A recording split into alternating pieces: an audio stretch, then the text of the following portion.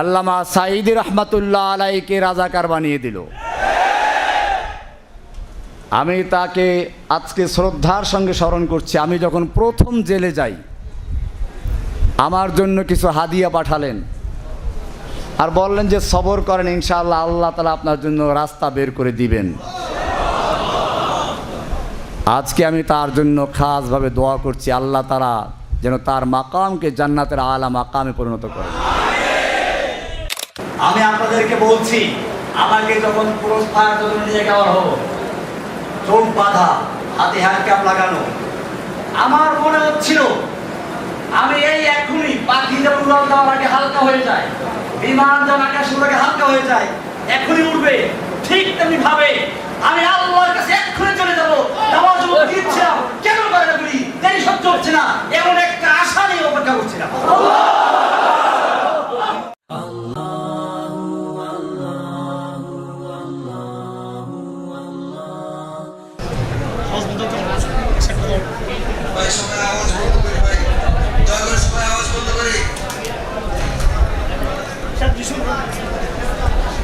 আসসালামু আলাইকুম ওয়া রাহমাতুল্লাহি ওয়া বারাকাতুহু।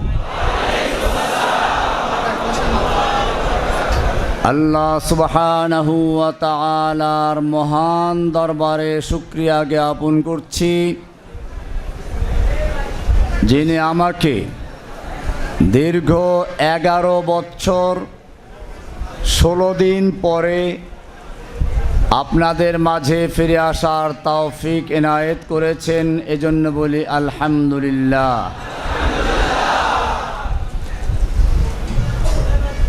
ইমামে আবু হানিফা রহমতুল্লাহ আলাই, ইমামে আহমদ বিন হাম্বল রহমতুল্লাহ আলাই, ইমাম ইবনে তাইমিয়া রহমতুল্লাহ আলাই থেকে শুরু করে আমাদের দেওবন্দের বড় বড় আকাবের যারা ছিলেন,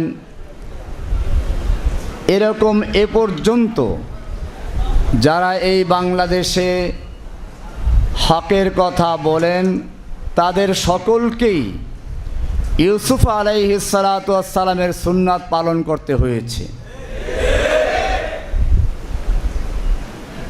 আমাকে গ্রেপ্তার করা হয়েছিল 2013 সালের 10ই আগস্ট। বিগত সরকারের প্রধানমন্ত্রী তাহাজ্জুদ আদায়কারিনী, হজ ওমরা করে যিনি মাথায় পট্টিও বেঁধেছেন, কোরআন তেলাওয়াত করা ছাড়া যিনি কখনোই সকালে বের হতেন না, ওলামায়ে কেরামদেরকে কারারুদ্ধ করে সব আলেমদেরকে জেলেবদ্ধ করে ইসলামকে ধ্বংস করার যিনি পায়তারা করেছিলেন, যার সম্পর্কে মনে করা হতো অযনানতুম আল্লা ইয়াখরুজু ওয়াযন্নু আন্নাহুম মানিআতুহুম হুসুনুহুম মিনাল্লাহ। আমরাও ধারণা করি নাই যে তার এত সকালে পতন হবে, আর সেও মনে করেছিল মানিআতুহুম হুসুনুহুম হুসুনুল হুন্দুস, হুসুনুল লীগ, ছাত্রলীগের হুসুন, ভারতের হুসুন তাকে রক্ষা করবে। ফাআতাহুমুল্লাহু মিন হাইসু লাম ইয়াহতাসিব। এমন ভাবে আল্লাহ রাব্বুল আলামিন তার পতন ঘটালেন যা সে কল্পনাও করতে পারেন। আমার মনে পড়েছে আব্রাহা যখন খানায়ে কাবা ভাঙতে এসেছিল, তাকে ধ্বংস করার জন্য সে যেমন সবচেয়ে বড় প্রাণী নিয়ে আসলো, আল্লাহ তাকে ধ্বংস করার জন্য সবচেয়ে ক্ষুদ্র প্রাণী পাঠালেন ধ্বংস করার জন্য। ঠিক আমাদের বাংলাদেশের বুকের উপরে যে জগদ্দল পাথর বসেছিল, স্বৈরাচারিণী নাস্তিক মুরতাদদের জননী, নাস্তিক মুরতাদদের জননী, ইসলামকে ধ্বংস করার পরিকল্পনাকারীদের রূপকার শেখ হাসিনা যখন এদেশের থেকে ইসলামকে চিরতরে নির্মূল করার জন্য চক্রান্ত করছিল, মুসলিমদেরকে বিভক্ত করে ফেরাউনি কায়দায় সে দেশ চালাতে চেয়েছিল। কোরআনে ফেরাউনের চরিত্র সম্পর্কে বলা হয়েছে, ইন্না ফিরাউনা আলা ফিল আরদ। ফেরাউন তার ভূখণ্ডে একক ক্ষমতা কুক্ষিগত করেছিল। ইস্তাদঈফু তাইফাতাম মিনহুম, এক দলকে সে দুর্বল করে রেখেছিল। ওয়াজাআলা আহলাহা শিয়া, এবং সে দেশের অধিবাসীদেরকে, জনগণকে বিভিন্ন দলে বিভক্ত করেছিল। ঠিক একইভাবে এই বাংলাদেশের মুসলিমদেরকে, বাংলাদেশের জনগণকে বিভিন্ন দলে বিভক্ত করে ফেরাউনের মতো রাজত্ব করার জন্য পায়তারা করছিল। যারা একটু বয়স বেশি তাদেরকে রাজাকার, যারা যুবক তাদেরকে জামাত শিবির অথবা জঙ্গিবাদী। আমি বলছিলাম, এই ফেরাউন যখন বাংলাদেশের বুকে বসে পড়ল, আল্লাহ তাআলা তখন কোনো বড় শক্তি দিয়ে তাকে ধ্বংস করেন নাই, বরং স্কুল কলেজের বাচ্চাদেরকে তার বিরুদ্ধে আবাবিল পাখি হিসাবে প্রেরণ করেছিলেন। আলাম তারা কাইফা ফাআলা রাব্বুকা বিআসহাবিল ফিল আলাম ইয়াজআল কাইদাহুম ফি তাদলিল। তাদের সব চক্রান্তগুলোকে ব্যর্থ করে দিয়েছেন। وأرسل عليهم طيرا أبابيل, ঝাঁকে ঝাঁকে পাখি প্রেরণ করেছেন। আবাবিল মানে আসলে ঝাঁকে ঝাঁকে, তয়রান তো পাখি জানেন। আল্লাহ রব্বুল আলামিন এই পাখি পাঠিয়েছেন স্কুল থেকে, পাখি পাঠিয়েছেন কলেজ থেকে, পাখি পাঠিয়েছেন বিশ্ববিদ্যালয় থেকে, পাখি পাঠিয়েছেন মাদ্রাসার থেকে, আলিয়া থেকে, কওমিয়া থেকে, ডান বাম, আলিয়া কওমিয়া, স্কুল কলেজ, এমনকি ইংলিশ মিডিয়ামের ছাত্র পর্যন্ত রাস্তায় বের হয়ে এসেছিল। এটাই বর্তমান সময়ের তয়রান আবাবিল। আল্লাহ আর একবার দেখালেন, জাআল হাক্কু ওয়া যাহাকাল বাতিল ইন্নাল বাতিলা কানা যাহুকা। ফিরাউন আয়ে, হামান আয়ে, জালিম জাবির সুলতান আয়ে, সবকো হুই রসওয়াই হাসিল। জাআল হাক্কু ওয়া যাহাকাল বাতিল ইন্নাল বাতিলা কানা যাহুকা। ফিরাউন আয়ে, নওফিল আয়ে, कौवा कादिर नानक आए, कितने कितने शैतान आए, सबको हुई रसवाई हासिल। जाअल हक़ व ज़हक़ल बातिल इन्नल बातिला काना ज़हूक़ा, इन्नल बातिला काना ज़हूक़ा, इन्नल बातिला काना ज़हूक़ा। ধ্বংস করে দিয়েছেন। এটা আল্লাহর নুসরত। আমি ধন্যবাদ জানাই আজকের এই প্রজন্মের যুবকদেরকে, স্কুল কলেজ মাদ্রাসা ইউনিভার্সিটি আলিয়া কওমিয়া সহ সকল ছাত্র জনতা ওলামায়ে কেরামদেরকে আমি ধন্যবাদ জানাই যে তারা ঐক্যবদ্ধ হয়ে মাঠে অবতরণ করেছিলেন। আর যখন এভাবে মাঠে নেমে ইস গর্জে সে জু মক্তল মে গয়া ओ सुबह शाम सलामत रहती है, ये जान तो आनी जानी है, इस जान की कोई परवाह नहीं। कत्ल करना है तो कर ले आशिक़े दिलदार को, हम शिकायत जा करेंगे कातिबे तकदीर को। যখন তারা বুক পেতে দিয়েছিল, আমি জেলখানায় বসে যখন দেখলাম আবু সাঈদের সেই সম্প্রসারিত হাত আর বুক, আমার মনে পড়ল আমি দেওবন্দের ছাত্র, দারুল উলুম দেওবন্দের 91-90 ফারেক।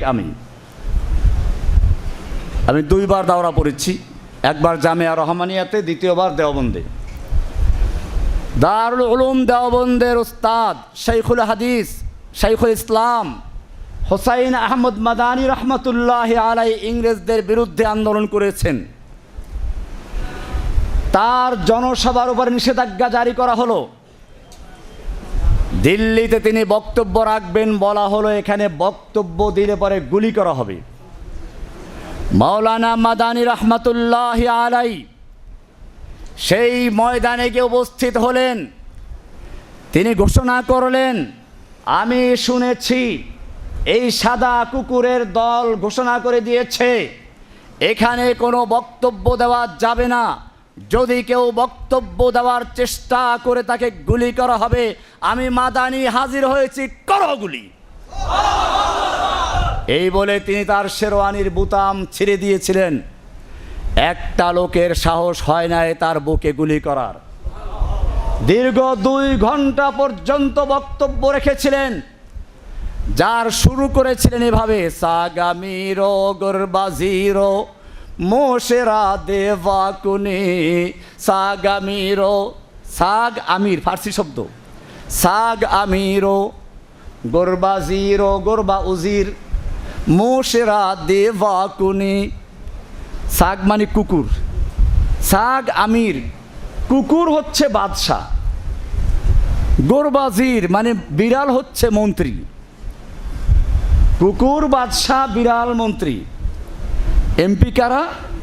ইঁদুর। সাগ আমিরো গোরবাজিরো মোশেরা দেওয়াকুনি, ইচনি আরকানে দৌলত মুলকেরা বেরাকুনি। এই ধরনের যেখানে সংসদ বসে, যে সংসদের প্রধানমন্ত্রী হচ্ছে কুকুর, মন্ত্রীগুলো হচ্ছে বিড়াল, এমপিগুলো হচ্ছে ইঁদুর, সেই সংসদ থেকে কোনো কল্যাণ আসতে পারে না, সেই সংসদ জাতিকে ধ্বংস করতে পারে। এভাবে তিনি দীর্ঘ 2 ঘন্টা পর্যন্ত বক্তব্য দিলেন। আবু সাঈদের সেই সম্প্রসারিত হাত দেখে আমার সেই কথাই মনে পড়ল, আবার মাদানীর শিষ্যরা ময়দানে অবতীর্ণ হয়েছে। আমি যুবকদেরকে বলছি, আমার এই আওয়াজ সারা দুনিয়ায় ছড়িয়ে দাও। যেই জাতির যুবকেরা তৈরি হয়ে যায় সেই জাতিকে কেউ ধ্বংস করতে পারে না। যেই জাতির যুবকেরা মরতে শিখে তাদেরকে কেউ দমিয়ে রাখতে পারে না।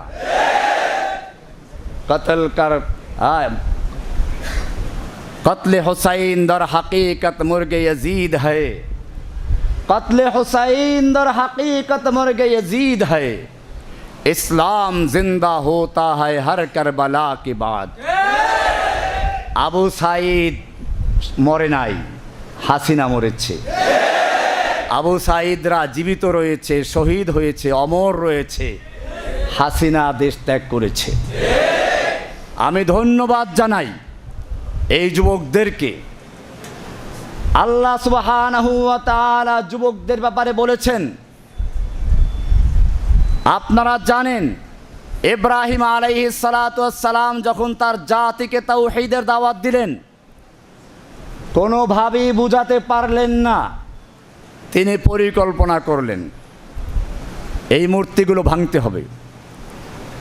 ঘটনা আপনারা জানেন, যখন লোকেরা মেলার থেকে ফিরে এসে দেখলো মূর্তির হাত নাই, পা নাই, কোনো ঝড় তুফান হলো না, ভূমিকম্প হলো না, বন্যা হলো না, এই মূর্তিগুলোর হাত পা ভেঙে ফেললো কে?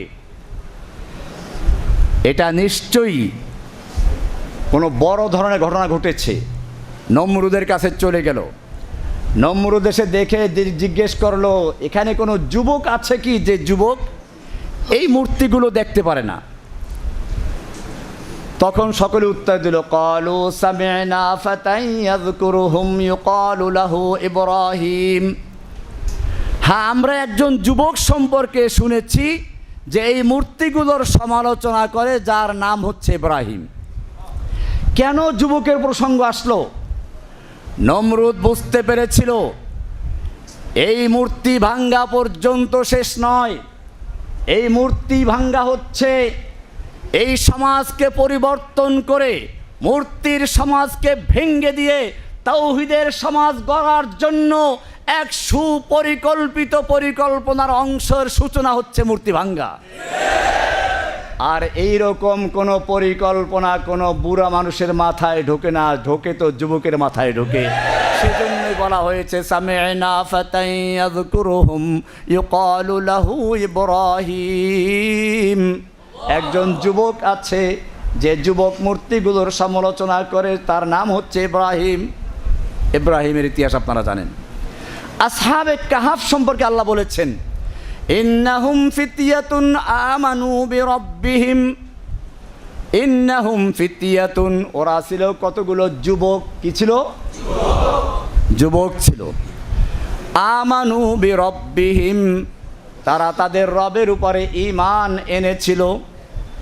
ওয়াজিদনাহুম হুদা, আমি তাদের হিদায়েতকে আরও বৃদ্ধি করেছি। ওয়ারাবাতনা আলা কুলুবিহিম ইয কামু, যখন শাসকদের সামনে দাঁড়িয়ে তারা বক্তব্য পেশ করছিল, তখন তাদের দৃঢ়তা, তাদের ঈমানের শক্তি আমি আরও বৃদ্ধি করে দিয়েছিলাম। এখানেও ছাত্র আন্দোলনের নেতাদেরকে যখন গ্রেফতার করে নিয়ে গেল, খাওয়া দাওয়াও করালো।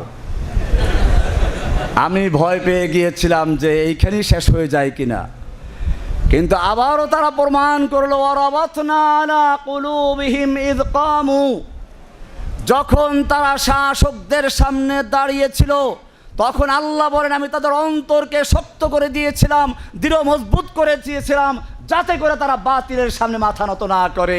মর্দে মোমিন বাতিল সে হরগিজ খৌফ খা सकता नहीं, सर कटा सकता है लेकिन सर झुका सकता नहीं।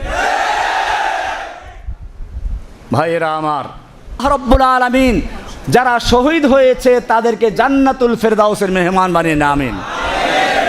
যারা আহত হয়েছে তাদেরকে দ্রুত শিফা দান করুন, আমিন। ভাইয়েরা আমার, কিছু কথা ক্লিয়ার করতে হচ্ছে। আমাকে গ্রেফতার করা হয়েছিল, পরবর্তীতে আপনারা একটু আগে বসুন, মুমিনদের সম্পর্কে বলা আছে ইয়া আইয়ুহাল্লাযীনা আমানু ইযা ক্বিলা লাকুম তাফাসসাহু ফিল মাজালিসি ফাফসাহু ইয়াফসাহিল্লাহু লাকুম। একটু মজলিসে জায়গা করে দিই।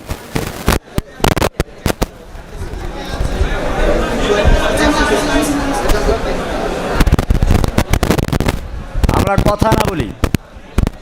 আমাকে গ্রেফতার করা হয়েছিল কেন, আজকে আপনাদের ভালো করে বুঝতে হবে। আমি কোনো দলের লিডার ছিলাম না, দলের সদস্য ছিলাম না। সাংবাদিক ভাইদেরকে বলছি, আপনারা বিগত সরকারের পেটুয়া বাহিনী, পুলিশের মিথ্যা বিভ্রান্তকর কথা শুনে হয়তো ভুল করেছেন। আমি আমার পিছনে আপনারা যা করেছেন আজকে এই ময়দানে ঘোষণা করছি, সব ক্ষমা করে দিলাম। এখন আপনাদের ভালো করে বুঝতে হবে, জসিমউদ্দিন রহমানী কোনো জঙ্গি অথবা অন্য কোনো দলের সদস্য নয়, নেতা নয়, গুরু নয়, আধ্যাত্মিক নেতাও নয়। এমনকি যেই দলের নামে তাকে বলা হচ্ছে আনসারুল্লাহ বাংলা টিমের আধ্যাত্মিক নেতা, গুরু, আবার কি যেন অন্য কি যেন বলে, আনসারুল্লাহ বাংলা টিম নামে বাংলাদেশে কোনো দল আছে বলে আমি গ্রেফতারের আগ পর্যন্ত কানেও শুনি নাই। এজন্য আপনাদেরকে প্রমাণ দিচ্ছি, একজন লোক যদি কোনো দল করে আর সে যদি লেখক হয়, অবশ্যই কোনো না কোনো সূত্র ধরে ওই দলের নামটা নিয়ে আসবে। সে যদি খতিব, বক্তা হয়, অবশ্যই কোনো না কোনো সূত্র ধরে সেই দলের প্রতি সমর্থন জানাবে, আহ্বান জানাবে। যদি সে ব্যক্তি কোনো ওস্তাদ ও শিক্ষক হয়, অবশ্যই তার ছাত্রদের মাঝে সে ওই দলের নাম প্রচার করবে, আহ্বান জানাবে, সমর্থন করবে। সে যদি একজন দায়ী হয়, অবশ্যই সে এটা দাওয়াত দিবে। আমি একজন লেখক, আমি একজন বক্তা, আমি একজন ইমাম ও খতিব, আমি একজন উস্তাদ। আমি আপনাদের সাংবাদিক ভাইদেরকে বলবো, কোনো হাসিনার পুলিশের কথায় কান না দিয়ে আমার বইগুলো তন্ন তন্ন করে তালাশ করুন, কোন জায়গায় আনসারুল্লাহ বাংলা টিম নামে কোনো দলের নাম আছে কিনা। আপনারা আমার বক্তব্যগুলো সারা বিশ্বে রেকর্ড ছড়ানো আছে, সব বক্তব্যগুলো শুনুন। আনসারুল্লাহ বাংলা টিম নামে কোনো দলের নাম আপনারা যদি প্রমাণ করতে পারেন, আমি বক্তব্য ছেড়ে দিব। আপনারা আমার মসজিদে গিয়ে দেখুন, মাদ্রাসায় গিয়ে দেখুন, কোনো ছাত্র শিক্ষককে অথবা কোনো মুসল্লিকে আমি এরকম কোনো দলের কথা বলেছি, আহ্বান করেছি, সমর্থন করেছি। যদি প্রমাণ করতে পারেন তাহলে জসিমউদ্দিন রহমানীকে জেলে নয়, উন্মুক্ত জায়গায় ক্রেন এনে তার সঙ্গে ঝুলিয়ে তাকে ফাঁসিতে মৃত্যুদণ্ড দিয়ে কার্যকর করবেন। আর যদি প্রমাণ করতে না পারেন, অনুরোধ করছি আজকের থেকে জসিমউদ্দিন রহমানীকে আনসারুল্লাহ বাংলা টিমের প্রধান, আধ্যাত্মিক নেতা, গুরু ইত্যাদি বলা ক্ষান্ত করবেন। আর যদি ক্ষান্ত না করেন তাহলে বাংলার জনগণ আপনাদেরকে উচিত শিক্ষা দিয়ে ছাড়বে ইনশাআল্লাহ।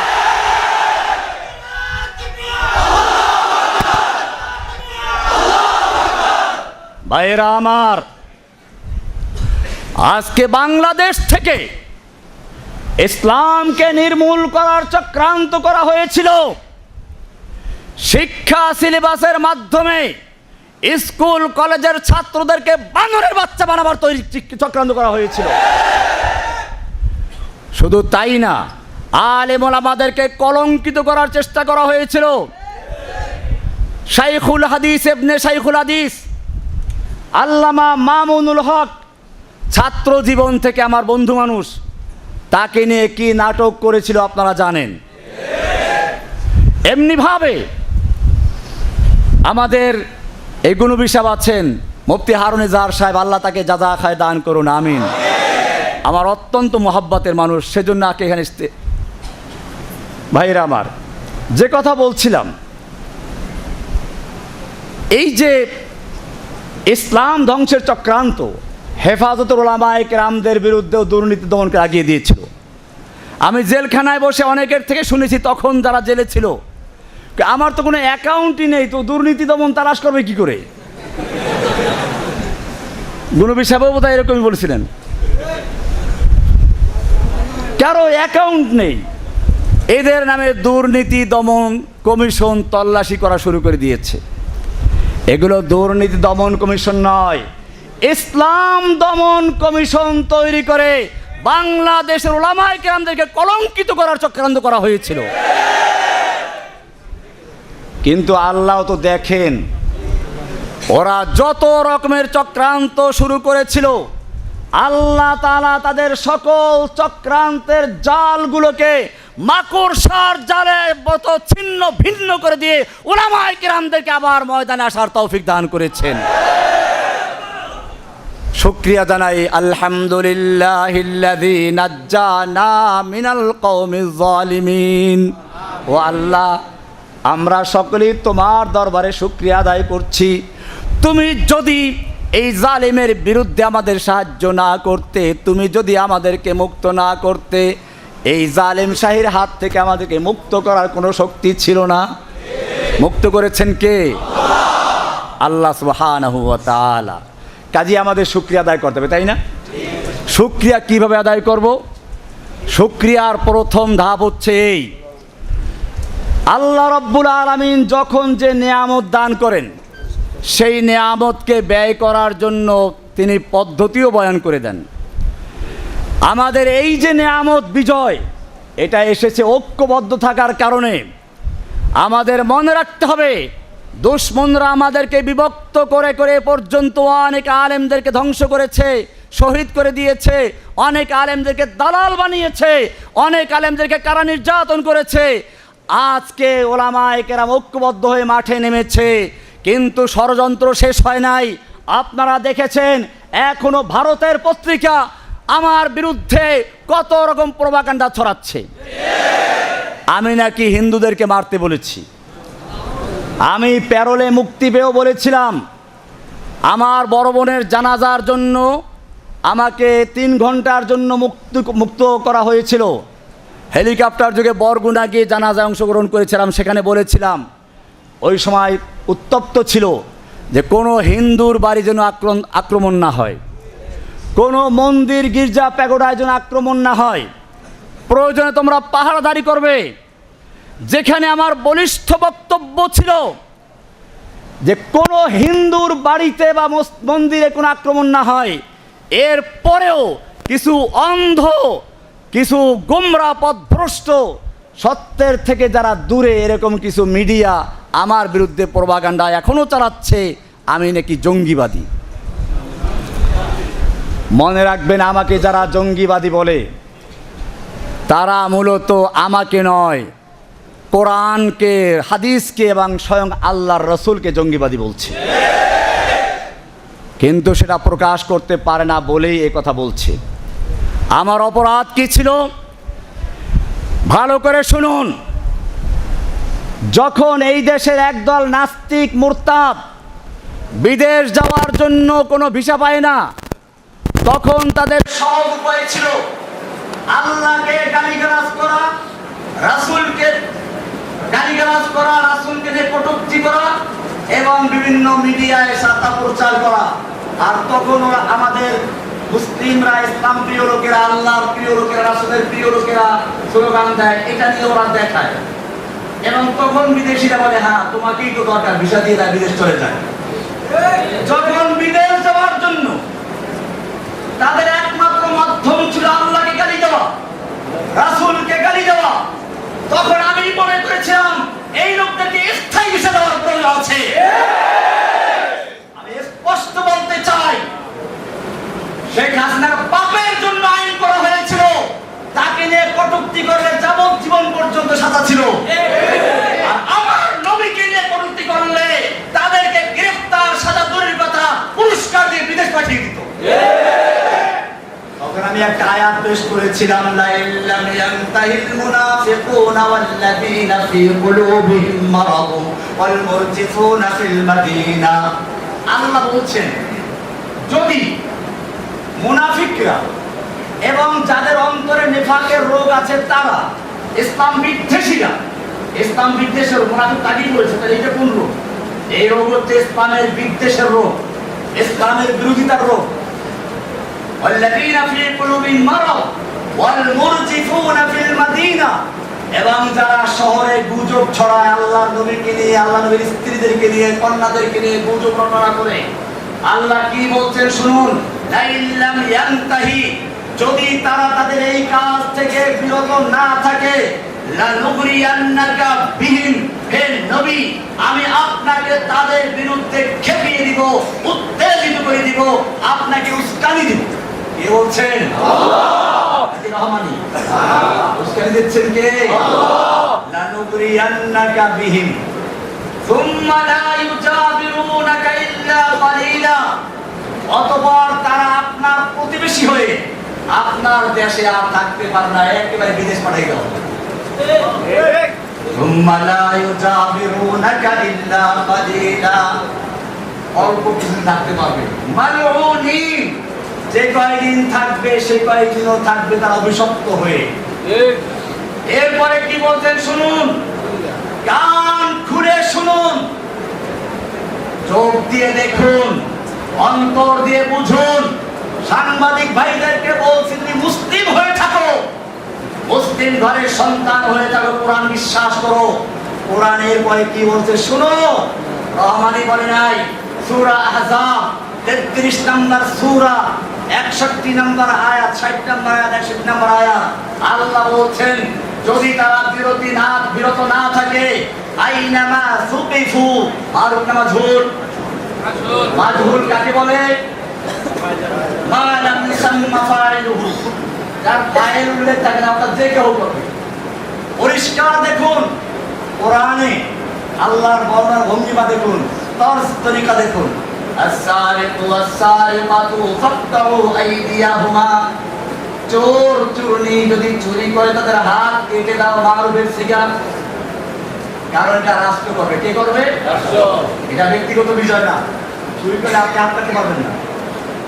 আবার শুনুন, আয-যানিয়াতু ওয়াজ-যানি ফাজলিদু কুল্লা ওয়াহিদিন মিনহুমা, জিনাকারী আর জিনাকারী এদের প্রত্যেককে 100 দোররা মারো। তোমরা মারো মানে রাষ্ট্র, মারুফের সিগা। এই ধারায় এখানে কি হওয়া উচিত ছিল?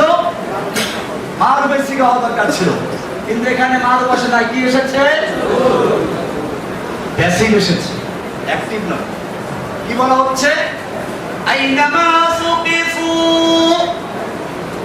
ওদেরকে যেথায় পাওয়া যাবে, সংসদে পাওয়া যায়, রাস্তায় পাওয়া যায়, পত্রিকা অফিসে পাওয়া যায়, অথবা কোনো নেতা নেত্রীর বাসায় পাওয়া যায়, এমনকি যদি তাদেরকে সেনাবাহিনীর ক্যাম্পেও পাওয়া যায়। আইনামা সুকিফু, ওদেরকে যেখানেই পাওয়া যাবে, উখিদু, পাকড়াও করা হবে না, আখাযু। উখিদু মারুফ না মাজহুর?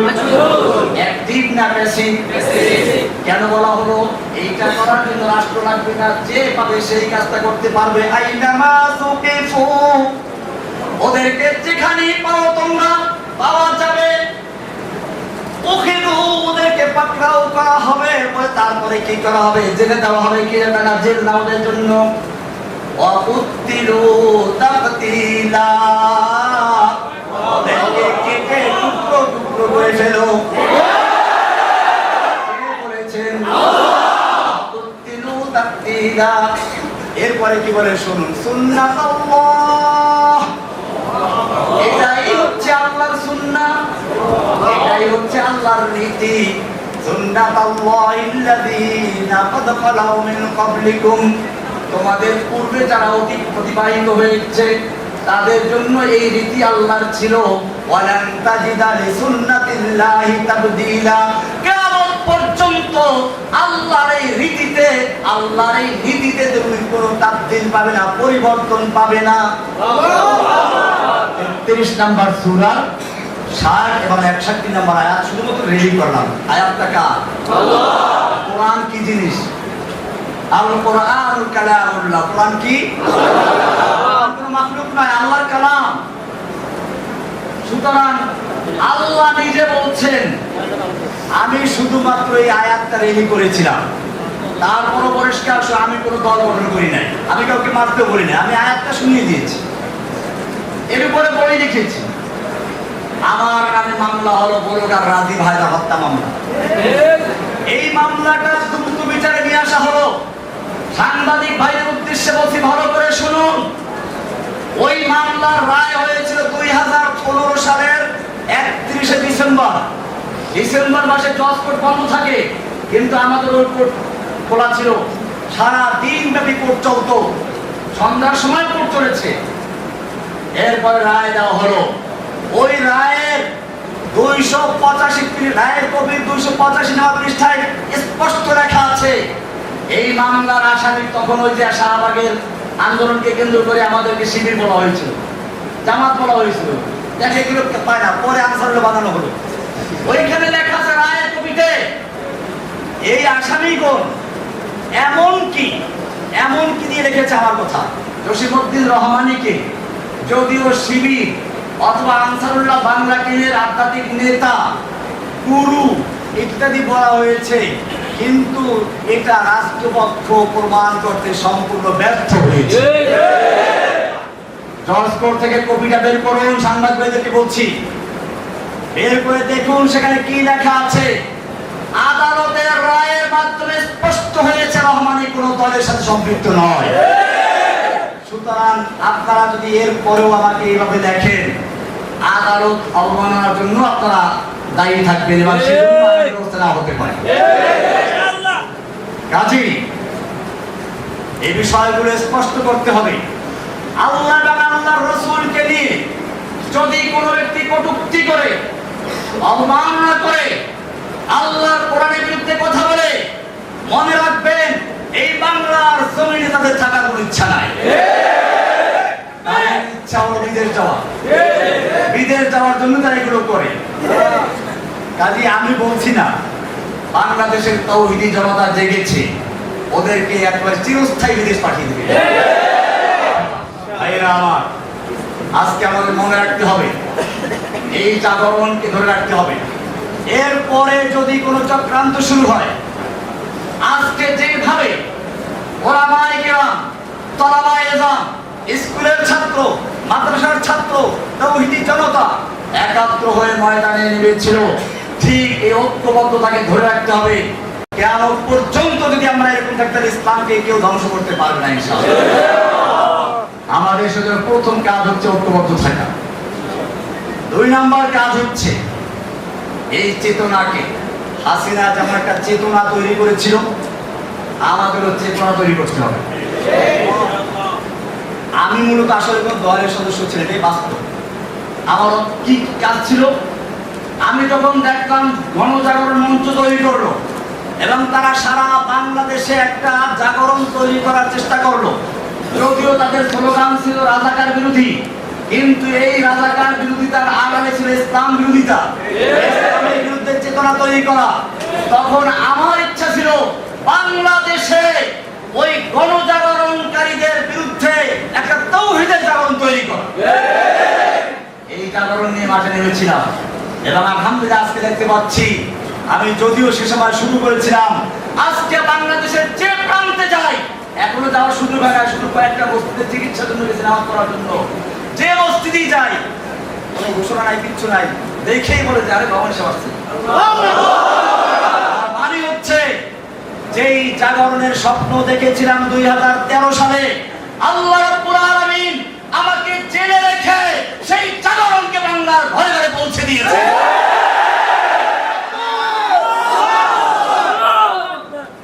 আমি বাংলাদেশের প্রতিটি জনগণকে, তাওহীদি জনতাকে বলবো, এখন আমাদের একই কাজ, আব হামারা এক হি কাম ইন্তেকাম। আমাদের একই কাজ এখন, ইন্তেকাম মানে প্রতিশোধ। আমি জেল থেকে মুক্ত হয়ে বলেছিলাম প্রতিশোধ শুনলেই তো সবাই কান খাড়া করে, আমার প্রতিশোধ দিতে বলেছে। আমি বলেছিলাম এই প্রতিশোধ ঠিক আছে, কিন্তু প্রতিশোধের আমার প্রথম কাজ হচ্ছে ক্ষমা করে দেওয়া। যেমন আজকে এখানে আমি বলেছি যে সাংবাদিক ভাইরা বিগত সরকারের চাপে পড়ে হোক অথবা শিখানো মিথ্যা হোক আমার বিরুদ্ধে অপপ্রচার করেছে, আমি তাদেরকে ক্ষমা করে দিয়েছি। আল্লাহর রাসূল সাল্লাল্লাহু আলাইহি ওয়াসাল্লাম আমাদের শিক্ষা দিয়েছেন, আমাদের প্রতিশোধ এইভাবেই হয়, ক্ষমার চেয়ে কোনো বড় প্রতিশোধ নেই। রাসূলুল্লাহ সাল্লাল্লাহু আলাইহি ওয়াসাল্লাম যখন মক্কা বিজয় করলেন, 10,000 তরবারি তার ইশারার অপেক্ষায় আছে। একটু যদি বলেন যে খালি মক্কার বিপদে শেষ করে দাও, সব শেষ হয়ে যায়। আল্লাহর নবী জিজ্ঞেস করেছেন, ওহে মক্কার লোকেরা, আজকে তোমরা আমার থেকে কেমন আচরণ আশা করছো? মক্কার লোকেরা তো জানে আমরা কারা। মক্কার লোকেরা জানে তারাই ওই লোকগুলো যারা রাসূল সাল্লাল্লাহু আলাইহি ওয়াসাল্লামকে হত্যা করার জন্য ঘেরাও করেছিল। তারা ওই লোকগুলো যারা বেলালকে দুপুরে রোদে চিৎ করে শুয়ে রেখে উপরে পাথর চাপা দিয়ে রেখেছিল। তারা ওই লোকগুলো যারা বেলাল রাদিয়াল্লাহু তাআলা আনহুকে নির্যাতন করলো, সুমাইয়া রাদিয়াল্লাহু তাআলা আনহাকে অত্যাচারে বর্ষা দিয়ে আঘাত হত্যা করেছিল। এই লোকগুলোর এখন একটু পানি আসতো মুখে, বললো যে একজন উত্তম চাচার থেকে, উত্তম ভ্রাতার থেকে যা আশা করে সেই আশাই আমরা করছি। আল্লাহ নবী সাল্লাল্লাহু আলাইহি ওয়াসাল্লাম বলেছিলেন, আজকে আমি তোমাদের জন্য সেই কথাই বলছি যা বলেছিলেন আমার ভাই ইউসুফ আলাইহিস সালাম তার ভাইদের উদ্দেশ্যে। যখন তার ভাইয়েরা তার হাতে ধরা পড়লো, তার কাছে আসলো, তখন তিনি যা বলেছে আজকে তাই বলছি, লা তাসরিবা আলাইকুমুল ইয়াউম, আজকে তোমাদের বিরুদ্ধে আমার কোনো ক্ষোভ নেই, কোনো প্রতিশোধ নেওয়ার ইচ্ছা নেই। ইযহাবু আনতুম তুলাকা, তোমরা তোমরা সব যাও, তোমাদের সকলকে আমি আম ক্ষমা ঘোষণা করলাম, সাধারণ ক্ষমা ঘোষণা করলাম। এটার নাম হচ্ছে প্রতিশোধ। দুশমন যখন হাতের মুঠোর মধ্যে চলে আসে তখন দুশমনকে মারা সহজ, কিন্তু ক্ষমা করা কঠিন, রাগ নিয়ন্ত্রণ করা কঠিন। আমাদের প্রিয় নবী, আমাদের রাসূল সাল্লাল্লাহু আলাইহি ওয়াসাল্লাম শিক্ষা দেন নাই অসহায় মানুষকে হত্যা করার জন্য। তিনি বললেন দুশমন যখন হাতের মুঠোর মধ্যে চলে আসে তাদের ক্ষমা করে দেওয়া সত্যি বলতাম, কিন্তু এই ক্ষমা সকলের জন্য প্রযোজ্য নয়। যাদের অন্যায় সীমা অতিক্রম করেছে তাদের বেলায় ক্ষমা প্রযোজ্য নয়। আল্লাহর নবী সাল্লাল্লাহু আলাইহি ওয়াসাল্লাম সেই মক্কা বিজয়ের মহান ক্ষমার দিবসে 13-14 জন বা আরো কিছু কম বেশি লোককে ক্ষমা মাফ করলেন না, তাদেরকে ক্ষমার বাইরে রাখলেন। অবশ্য তাদের অনেকেই পরে ইসলাম কবুল করেছে। এর মধ্যে একজন ছিল ইবনে খাতাল, যার অপরাধ ছিল ইসলাম কবুল করে মদিনায় গিয়েছিল। পরে সে আসলে ছিল মুনাফিক, মক্কায় চলে আসলো, দুটো দাসী কিনে আল্লাহর নবীর বিরুদ্ধে সমালোচনামূলক গান গাওয়া, নর্তকী, কনসার্ট করত। আল্লাহর নবী সাল্লাল্লাহু আলাইহি ওয়াসাল্লাম ইবনে খাতাল সম্পর্কে বললেন যে তাকে ক্ষমা করা হবে না। আল্লাহর নবী এখনো লোহার টুপিটা খোলেন নাই, মাথায় এখনো লোহার অস্ত্রটা, লোহার সেই হেলমেট বা লোহার পোশাকটা আছে। এর মধ্যে একজন এসে বলল, ইয়া রাসূলুল্লাহ, ইন্না ইবনা খাতাল মুতাআল্লিকুন বিআস্তারিল কাবা। ওই যে ইবনে খাতাল, যাকে ক্ষমা করা হয় না, শুধু কাবার গিলাফ ধরে আছে। আর কাবা সম্পর্কে কোরআনে বলা আছে, ওমান দাখালাহু কানা আমিনা। শুধু কাবা নয়, কাবার যে হেরেমের সীমানা, হারামের সীমানা, এই সীমানার মধ্যে যে প্রবেশ করবে সেই নিরাপদ থাকবে। এই তো কাবার গিলাফ ধরে আছে, একে কি করবে? আল্লাহর নবী সাল্লাল্লাহু আলাইহি ওয়াসাল্লাম বললেন, এই ইবনে খাতাল কাবার হারামের ভিতরে নয়, তওয়াবের জায়গায় নয়, কাবার গিলাফ ধরে ঝুলে থাকলে তাকে ওখানে হত্যা করে দাও। এভাবে আজকেও যারা জেনে বুঝে ইচ্ছা করে আমাদের সেই কচি কচি ছাত্রদের বুকে গুলি চালিয়েছে, যারা নিরস্ত্র আবু সাঈদের বুকে গুলি চালিয়েছে, তাদের যদি ক্ষমা করা হয় তাহলে ইতিহাস আমাদের ক্ষমা করবে না। তারা এরকম নেচে নেচে গুলি করেছে, নিরস্ত্র যুবকদের, ছাত্রদের বুকে গুলি করেছে, অসহায় মানুষদের বুকে গুলি করেছে, তাদের জন্য কোনো ক্ষমা করা হবে না। তাদের প্রাপ্য কোরআন এবং সুন্নাহর দাওয়াত পৌঁছে না যাবে। যেই মানুষেরা এদেশের মুসলিমরা কোরআনকে ভালোবাসে, রাসূলকে ভালোবাসে, তারা বুঝেছে সালাত ফরজ, এজন্য তারা মসজিদ তৈরি করে, মাদ্রাসা তৈরি করে, ইমামের বেতন দেয়, রমজান মাসে তারাবির পয়সা দেয়, হাফেজকে খাওয়ায়, কারণ তারা বুঝতে পেরেছে এগুলো দিনের কাজ। এই লোকগুলো যদি বুঝে সালাত যেমন ফরজ, সিয়াম যেমন ফরজ, ঠিক তেমনি ভাবে আল্লাহর জমিনে আল্লাহর দ্বীন কায়েম করাও ফরজ। এই লোকগুলো দ্বীন কায়েমের জন্য জীবন দিবে। সেজন্য আমাদের এখন আরেকটি কাজ হচ্ছে মানুষের মাঝে চেতনা তৈরি করে দেওয়া। আল্লাহর জমিনে আল্লাহর দ্বীন কায়েম করার জন্য আল্লাহ তাআলা নির্দেশ করেছেন, আন আকিমুদ্দীন। সব নবীদের প্রতি একই নির্দেশ ছিল, আমাদের প্রতি একই নির্দেশ। আমাদের নবীর প্রতি বিশেষ নির্দেশ হলো, ওয়াল্লাযী আরসালা রাসূলাহু বিল হুদা ওয়া দীনিল হক লিইয়ুযহিরাহু আলাদ দীনি কুল্লিহি। আল্লাহ তাআলা তার রাসূলকে পাঠিয়েছেন হেদায়েত এবং দ্বীনে হক দিয়ে, যাতে করে দ্বীনে হককে অন্য সকল দ্বীনে বাতিলের উপরে বিজয়ী করা যায়। সেই দিনে বাতিলগুলো কি কি আপনারা আমার অন্যদের কাছে জেনে নেবেন। আজকে আমাদের কাজ হচ্ছে বাংলাদেশের প্রতিটি ঘরে ঘরে, প্রতিটি ছাত্র, যুবক, বৃদ্ধ, সকলের নারী পুরুষ, সকলের অন্তরের ভিতরে তাওহীদের চেতনা তৈরি করে দেওয়া। তাওহীদের চেতনা যদি তৈরি হয়ে যায় তাহলে কবি বলেন সব গুরিজা হোগি আখির, सब गुरीज़ा होगी आखिर जलवाए खुर्शीद से, ये चमन मामूर होगा नगमाए तौहीद से। পূর্ণিমার চাঁদের দ্বারা যেভাবে রাতের আধার পালিয়ে যায়, ঠিক তেমনি ভাবে তাওহীদের স্লোগানে এদেশ থেকে সকল নাস্তিক মুরতাদদের অন্ধকার পালিয়ে যাবে ইনশাআল্লাহ। ভাইয়েরা আমার, সেজন্য ব্যাপকভাবে আমরা তাওহীদের দাওয়াত প্রচার করি। এজন্য আমি, আমাদের হারুন ইজাহার ভাই আছেন, গুনবী সাহেব আছেন, আমরা সারা বাংলাদেশে যেতে প্রস্তুত আছি।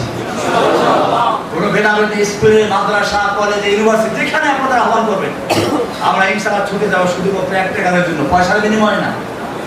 দিনের দাওয়াত দেবেন ইনশাআল্লাহ, প্রয়োজনে নিজেদের পয়সা খরচ করবে। কিন্তু শর্ত একটাই, আল্লাহর জমিনে আল্লাহর দিন কায়েমের জন্য কাজ করতে হবে। আমাদের আর কোনো ভেদাভেদ থাকবে না, সমালোচনা থাকবে না। আমাকে অনেকভাবে কালারিং করার চেষ্টা করা হয়েছে, আমি স্পষ্ট বলতে চাই, আমি যখন প্রথম তাওহীদের দাওয়াত দেই, হ্যাঁ আমাদের কওমি উলামাদের দেওবন্দের মধ্যে কিছু বেদাত যে নাই তা না, আমি স্পষ্ট বলি, আমি সেগুলো তুলে ধরি, তাই বলে আমাকে আহাদিস বলা দেওয়া, আমি কি আহাদিস? আমার ছাত্র জীবন কেটেছে লালবাগ মাদ্রাসায়। কোথায়? লালবাগ জামিয়া কুরআনে আরবিয়া আরবি মাদ্রাসা, জামিয়া রহমানিয়ার সাথে আমার স্মৃতি জড়িত। রহমানিয়া আমার নামের অংশ। এটা কোন আহলে মাদ্রাসা? দারুল উলুম দেওবন্দ। আহলে রাখা রাখি দেওবন্দ মাদ্রাসা, আহলে মাদ্রাসা রাখি দেওবন্দের ছাত্র।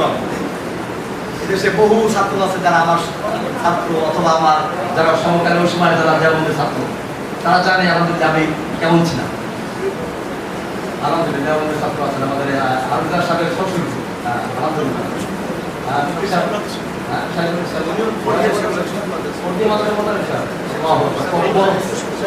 আমরা তো আসলে আজকে দেখেন, আমি নামাজ পড়তে গিয়ে মনে করি আমার এমন তো দুর্বল আছি, তারপর জেল থেকে আসার জীবন কথাবার্তা ভুলে যাই, কেন মনে হচ্ছে।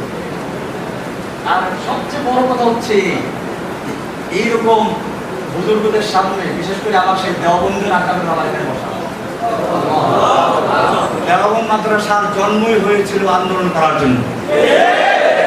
আপনারা জানেন, ডক্টর টমসন একজন ইংরেজ ঐতিহাসিক, তিনি লিখেছেন, ইংরেজরা ওলামায়ে কেরামদেরকে এমন হত্যা করেছিল, দিল্লির চাঁদনি চক থেকে খয়বর পর্যন্ত এমন কোন গাছ ছিল না যে গাছের প্রত্যেকটা ডালে ডালে একজন আলেমকে ফাঁসিতে ঝোলানো হয়েছিল।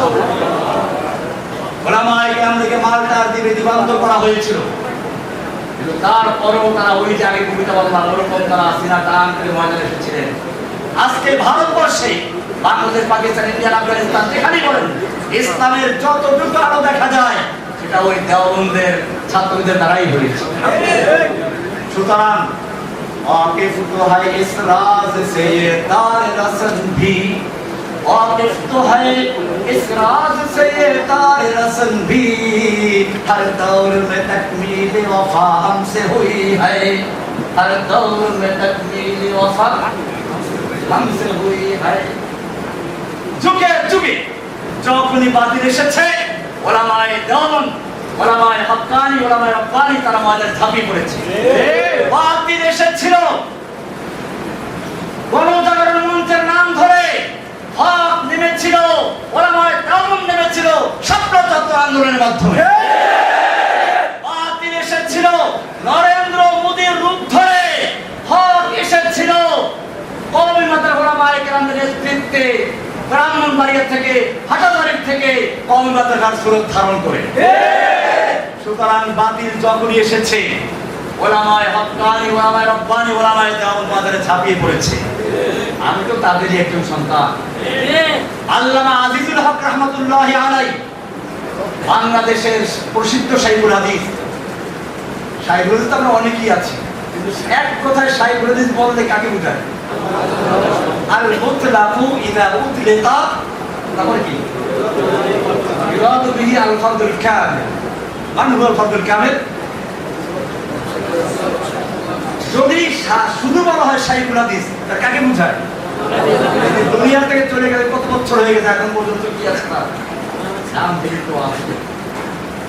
আল্লামা শাইখুল হাদিস রাহমাতুল্লাহ আলাইহিকে দেখতাম, যখনই কোনো এরকম ইসলামের কোনো কার্যকলাপ শুরু হয়ে গেছে, তিনি বলতেন, আবু বকর রাদিয়াল্লাহু সেই মহান উক্তি, আয়ান কুসুদ্দিন ওয়া আনা হাই, দিনের সামান্য ক্ষতি হবে আর আমি জীবিত থাকবো, এটা হতে পারে না। তিনি ময়দানে ঝাঁপিয়ে পড়েছেন, তিনি বারবার জেলে গিয়েছেন, নির্যাতিত হয়েছেন। আমি তো তার ছাত্র, আল্লাহ আজির সাহেবের ছাত্র, মুক্তি আমিনুর ছাত্র, আমি লালবাগের ছাত্র, আমি মানিকগঞ্জের কথা জানে না, আমি তাদের রহমানের লালবাগ থেকে শুরু পরে রহমানি থেকে শেষ, দাওরা শেষ করে তারপরে যাবো লেগেছি। ভাইয়েরা আমার, তাহলে কেন আমাকে কালারিং করা হলো? আমি আপনাদের সামনে স্পষ্ট বলি, আমার বক্তব্যের কিছু ভাষা করা হয়েছে, এই ভাষার কারণে হয়তো ওলামাকের আমার কথা একটু কষ্ট পেয়েছেন। আমি আজকের এই লালখান বাজার মাদ্রাসা থেকে বলছি, আমার কথায় যদি কেউ কষ্ট পেয়ে থাকে, বিশেষ করে আমার কওমি অঙ্গ ওলামাকের না, আমি তাদের কাছে করদের ক্ষমা চাচ্ছি। আমি আপনাদের সন্তান, আমি আপনাদের বাচ্চা। খেতে যে নামে তার পায়ে কাদা লাগে, আমি খেতে নেমেছিলাম, কাদা লেগেছিল কিছু, সেই কাদাগুলো ধুয়ে মুছে পরিষ্কার করে আপনাদের খেদমতে এসেছি। ইনশাআল্লাহ বাকি জীবনটুকু যেন ওলামায়ে দেওবন্দ, ওলামায়ে হক্কানি, ওলামায়ে রব্বানি তাদের সাথে থেকে ইসলামের বিজয় দেখিয়ে যেতে পারি, সেজন্য আপনাকে দোয়া কামনা। এখন আমার একই কাজ, লিউযহিরাহু আলাদ দ্বীনে, সকল দিনের বাতিলের উপরে দিনে হককে বিজয়ী করার জন্য বাংলাদেশের প্রান্তে প্রান্তে ছুটে যাওয়ার ইচ্ছা আছে ইনশাআল্লাহ। ইনশাআল্লাহ এই সাইবুল ইসলাম ইনশাআল্লাহ আমাদের সাথে থাকবে। আমরা মাঝ বয়সীরা না, আমাদের সঙ্গে এই বৃদ্ধরা থাকবেন, যুবকরা থাকবেন। জেনে রাখবেন, কোনো একটা বিপ্লব যদি তৈরি হতে হয়, যুবকের রক্ত, মুরব্বীদের পরামর্শ, ধনীদের অর্থ, বললাম আবার শোনেন, ওসমানদের অর্থ, ওসমান গনি অর্থ, আলীর মতো যুবকদের শক্তি, আর আবু বকরের মতো মুরব্বীদের ছায়া। এই তিনটার সমন্বয় যখন ঘটে তখন বিজয় আসে ইনশাআল্লাহ। এখন থেকে আমি ধন্যবাদ জানাই আমাদের হারুন দাস সাহেবের আব্বা মুফতি ইজহারুল ইসলাম চৌধুরী সাহেবকে। আপনারা অনেকেই হয়তো দূরের তারা চেনেন না। আমি যখন হারুন দাস সাহেবের নামও শুনি না, তখন ওনার নাম আমি শুনেছি। এই বাংলাদেশে ইসলামের জন্য যারাই কাজ করেছেন সবাই বলতেন আমরা লালখান বাজার মাদ্রাসায় মুফতি ইজহারুল ইসলাম চৌধুরী সাহেবের কাছ থেকে ওনার ওখানে আছি।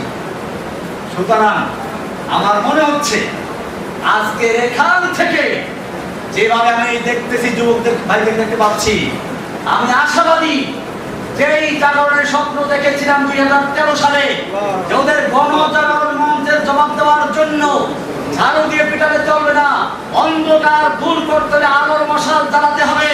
সেজন্য গণজাগরণ মঞ্চের অন্ধকার দূর করার জন্য তাওহীদের আলোর মশাল নিয়ে ময়দানে নেমেছিলাম। আজকে আমি লালখান বাজারে দেখতে পাচ্ছি সেই মশাল জ্বলতে জ্বলতে ওদের কলিজা এবং আগুন লাগিয়ে দিয়েছে।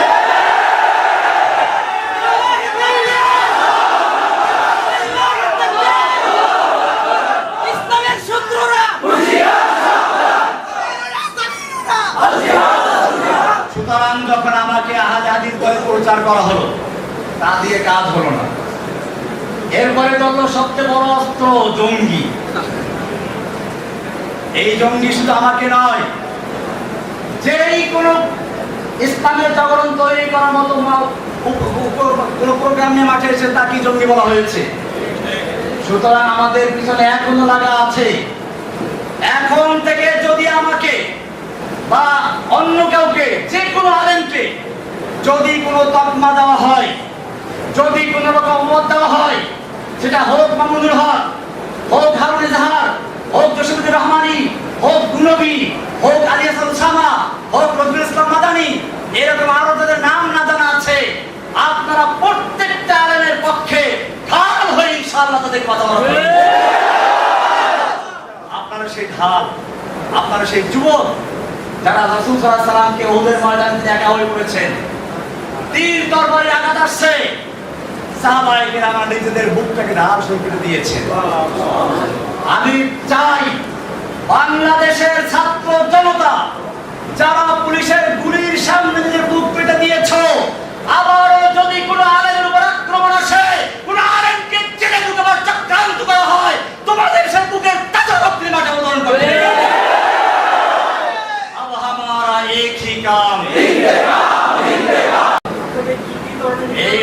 যদি অবতরণ হন, জেনে রাখবেন তারা মরে না। हुसैन दर हकीकत मर्ग यजीद है, इस्लाम जिंदा होता है हर करबला के बाद। সুতরাং কোন বাতিলের রক্তচক্ষুকে ভয় না পেয়ে আমাকে দুইবার পুরস্কার দেওয়া হয়েছে। আমি জেলখানা বলতে আর বলতে চাচ্ছি না, ওটা আমার মধ্যে আল্লাহ বলতে থাকবে। কিন্তু আমার সবচেয়ে বাধা লেগেছিল, আপনাদের শোনা দরকার এটা। আমাকে বলা হয়, রহমান সাহেব কথা তো অনেক বলেছেন, অনেক শক্তি দেখিয়েছেন, আল্লাহ আপনাকে দেখে না, আল্লাহ ব্যস্ত আছে। কোরআনে কথা শুনেন, কি বলে শোনেন, নাউযুবিল্লাহ পরে বলে, শোনেন কি বলে।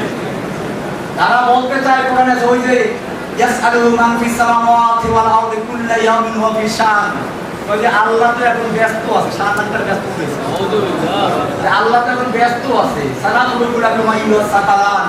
আল্লাহ আমাদেরকে ছেড়ে দিয়েছেন ধরবো, তো যখন ধরবে তখন বুঝবে। এখন তো আমরা আপনাকে ধরছি, এখন আমরা যা করি আল্লাহ আমাদের ধরবে না। চিন্তা করেন কোরআন কি কত অপব্যাখ্যা করছে।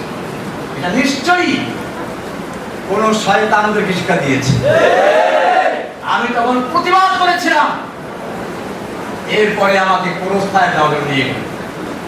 আমি আপনাদেরকে বলছি, আমাকে যখন পুরস্কার নিয়ে যাওয়ার হলো, চোখ বাঁধা, হাতে হ্যান্ডক্যাপ লাগানো, আমার মনে হচ্ছিল আমি এই এখনই পাখি যেমন উড়াল দেওয়ার আগে হালকা হয়ে যায়, বিমান যেমন আকাশে উড়ে হালকা হয়ে যায়, এখনই উঠবে, ঠিক তেমনি ভাবে আমি আল্লাহর কাছে এক্ষুনি চলে যাবো।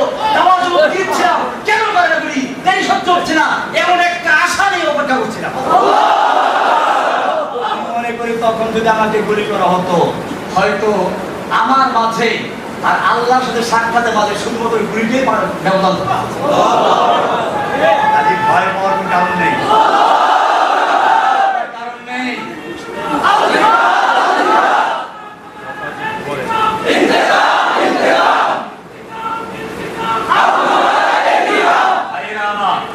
আমি কথা লম্বা হয়ে যাচ্ছে, আরো অনেকগুলো কথা বিষয় ছিল।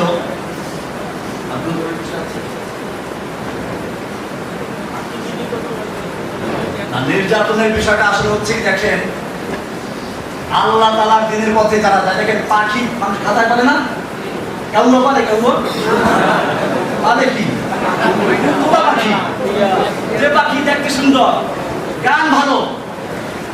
আমি ওই যে মুক্তি আলম সঙ্গে একটি কবিতা লিখে পড়াইছিলাম, আসলে কি লিখলো,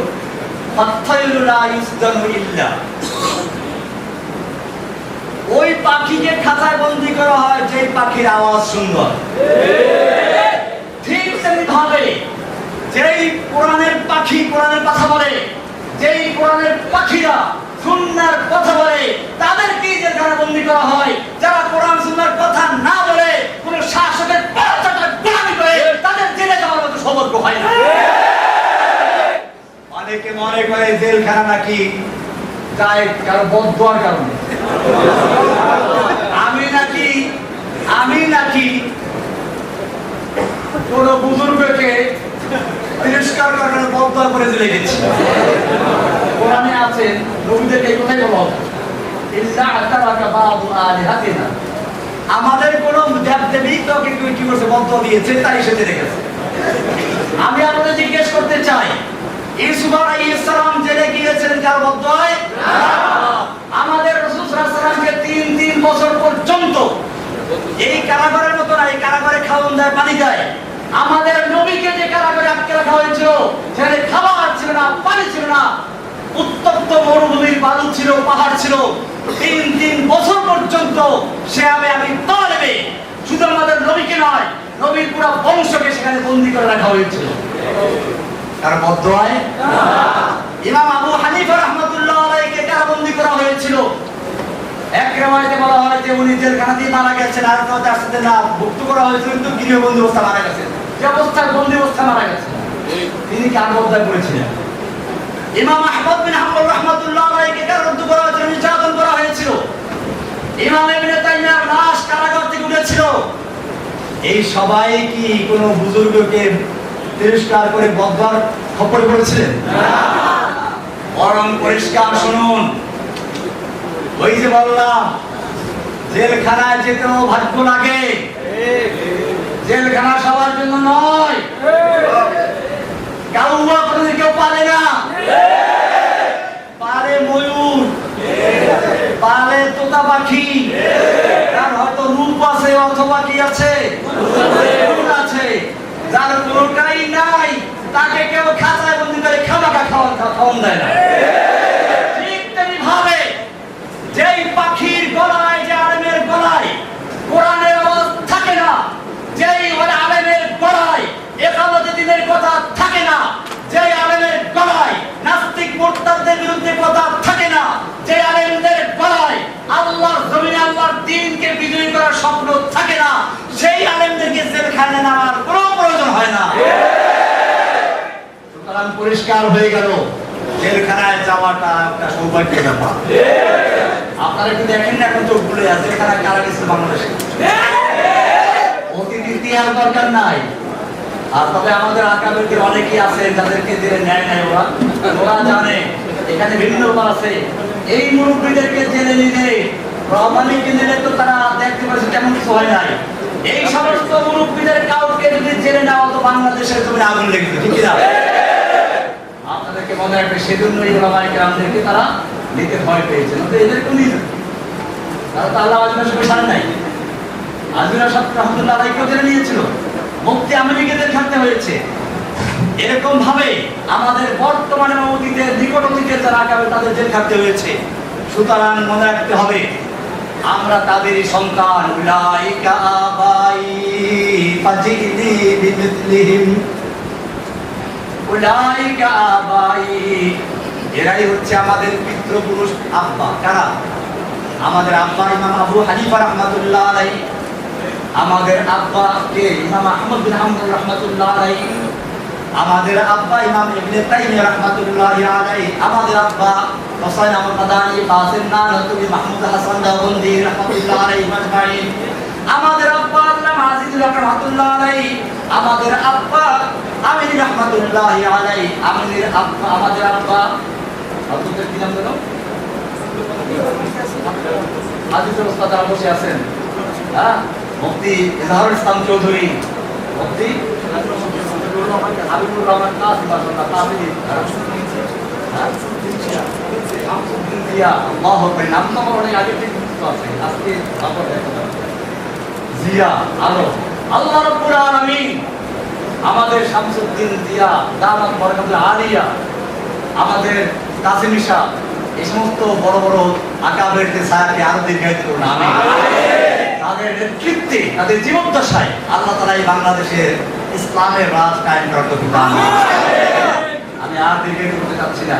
আল্লাহ তাআলা আমাদের সকলকে দিনের জন্য কবুল করুন, আমিন। আমি তো আসলে খুবই অসুস্থ, দেখেন আজকে আমি এই পর্যন্ত কিন্তু বসে নামাজ পড়তে হয়েছে, কারণ আমার হাঁটু ব্যথা খুব বেশি। তো আমাদের মুরব্বী আলমিদার সাহেবের আব্বা বললেন যে এই মুসলমানের বড় বড় আকেবেররা ইমামতি করে গেছেন, আর আপনি কি আমাকে আদেশ করছেন নামাজ পড়ার জন্য? হ্যাঁ, তাই আল্লাহু আকবার। আমি তো আগে বলেছিলাম যে আমি নামাজ পড়াবো না, নামাজ পড়াবো না জন্য, কিন্তু আলহামদুলিল্লাহ এরপরে দেখলাম নামাজ পড়াবার সময় হাঁটু ব্যথা খবরই ছিল। ফরজটা শেষ হওয়ার পরে অবশ্যই কিছু ফিরে আসতাম, কিন্তু ততক্ষণ আমি ফরজ ছাড়াতে ছিলাম, অতক্ষণ পর্যন্ত আমার হাঁটুর কোনো ব্যথাই হলো না। এটা আমি একটা চাকরি দেখলাম এই মতো। আমি এরকম আল্লাহকে অনেক দেখে সাহায্য করছি, কারাগারে অনেক দেখেছি। আমি সেইগুলো বলে সময় নষ্ট করতে চাচ্ছি না।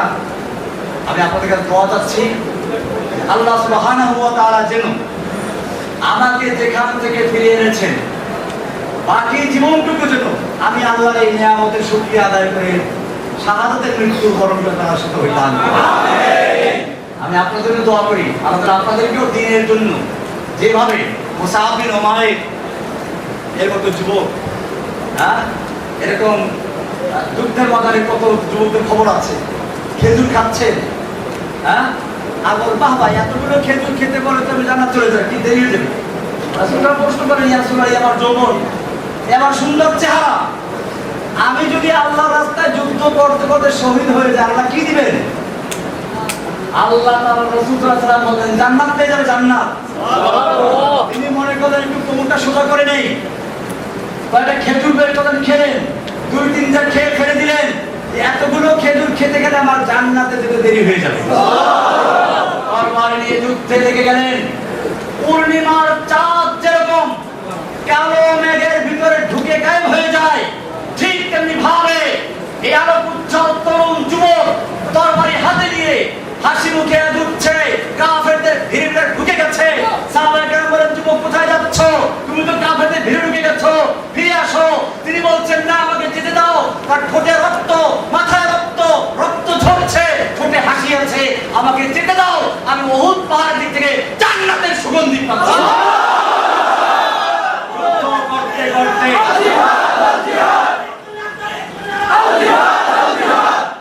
যুদ্ধ করতে করতে আল্লাহ রাস্তায় শহীদ হয়ে যান। শহীদ হয়েছেন, তাদের ত্যাগের বিনিময়ে আমরা আজকে বাংলাদেশ পর্যন্ত ইসলাম পেয়েছি। ভাইয়েরা আমার, একটা বিল্ডিং দাঁড়ায়, নিচে ফাউন্ডেশন থাকে, কেউ তা দেখে না, শুধুমাত্র বিল্ডিংটাই দেখে। এই ফাউন্ডেশন গুলো তো অনেক কাজে লাগে। আমি চাচ্ছি যারা বাংলাদেশের জমিনে দিন কায়েমের জন্য, নামের জন্য নয়, সোশ্যাল মিডিয়ায় তার প্রচারের জন্য নয়, শুধুমাত্র আল্লাহর জমিনে আল্লাহর দিন কায়েমের জন্য, আল্লাহকে খুশি করার জন্য যারা ইসলামের জন্য জীবন দিতে, এরকম একদল যুবকের প্রয়োজন আছে।